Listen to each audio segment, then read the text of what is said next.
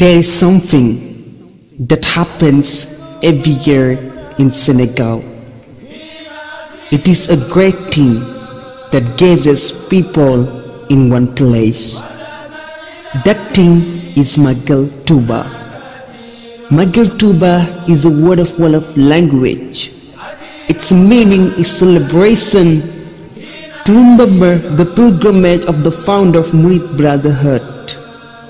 His name is Cheikh Ahmadou Bamba, who was born in 1853.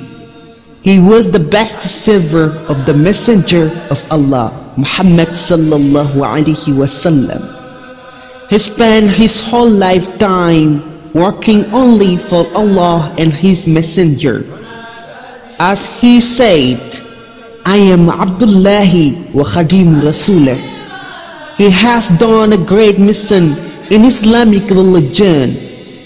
Everybody has to know that he was so pious and godly, as he was such as erudite scholar alongside devoted to learning, teaching and memorizing the Quran.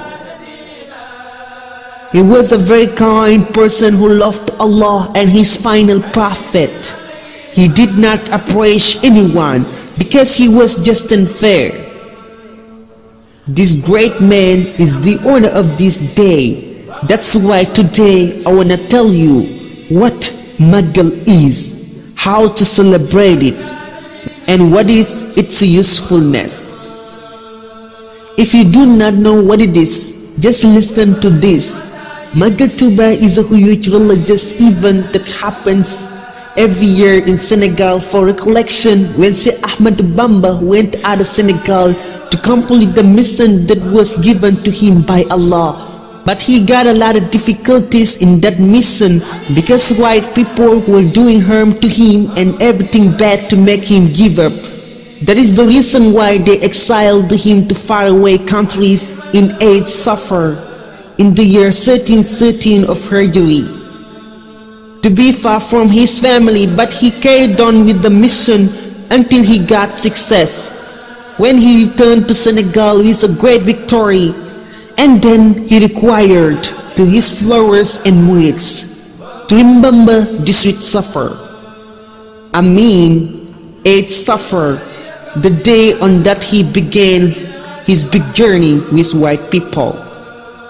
That's why we commemorate this day like the way that Cheikh Ahmadou Bamba explained to us. Jaamu Yàlla ak berne. That way is doing everything that relates to worshipping Allah, like reading the Quran, reading the qasaid that Cheikh Ahmadou Bamba wrote, praying to the Prophet, salatu ala Nabi, and slaughter animals that are not forbidden to eat in Islamic religion, to prepare what we call berne, delicious food for honorable guests who came to Touba for the event. This is the way to celebrate the great Magal of Touba. Every Muslim, everybody, every gender who are in the entire world will enter the holy city Touba when the great event Magal gets close. Principally sellers, enterprises and companies, they will come to sell their goods and merchandise. All of that can increase the economy of Senegal. Magal Touba makes a great affection on our religion, because when we gather in one place to worship Allah, lot of love, kindness and mercy that can make us strong and love each other will appear.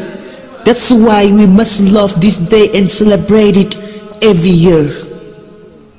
Alhamdulillah, when Allah made us know Cheikh Ahmadou Bamba Khadim Rasul and his way to walk on it until we get to the paradise of Allah. Now every murid has to say, Jërëjëf Serigne Touba, Jërëjëf Serigne Touba, Jërëjëf Serigne Touba, Jërëjëf Serigne Touba.